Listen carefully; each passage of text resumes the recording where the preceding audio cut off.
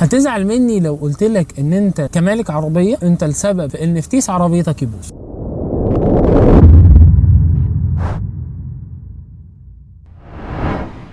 بقالنا 4 سنين بنقول للناس يا جماعه اهتموا بصيانه الجير او بصيانه الفتيس، لان بتحصل مشاكل كتير بتترتب عليها تلف الفتيس في حاله عدم الصيانه. ومؤخرا نزلنا كام فيديو على البيج ازاي ان انت تشخص عطل الفتيس عندك في العربيه وتحله ازاي. فاكتشفنا بكم اتصالات رهيبه جدا ان حد يكلمنا ده انا والله عندي نفس المشكله اللي انت يا هندسه بتتكلم عليها في نتشه الفتيس، احنا عندنا نفس المشكله ان العربيه بتطلع غيار ثالث، احنا عندنا نفس المشكله ان العربيه بتفوت عند نقله معينه. واول ما العملاء دي شرفتني في المركز، لا اما العميل يقول لي انا ما غيرتش الزيت قبل كده وكنت مقتنع بان عدم تغيير الزيت ده الاضمن للفتيس، وكنت بتابع ناس كتير كانت بتقول كده، طب الفتيس باظ عندك خلاص ما انا اتقرصت من المشكله وهلتزم بصيانه الفتيس. كل يوم عربيتين او 3 عربيات بوجود اعطال او مشاكل في الفتيس واكتشف ان كان سببها الزيت. لا يا جماعه انتوا كده بتتبعوا نهج غلط. يعني ان كنت انت ماشي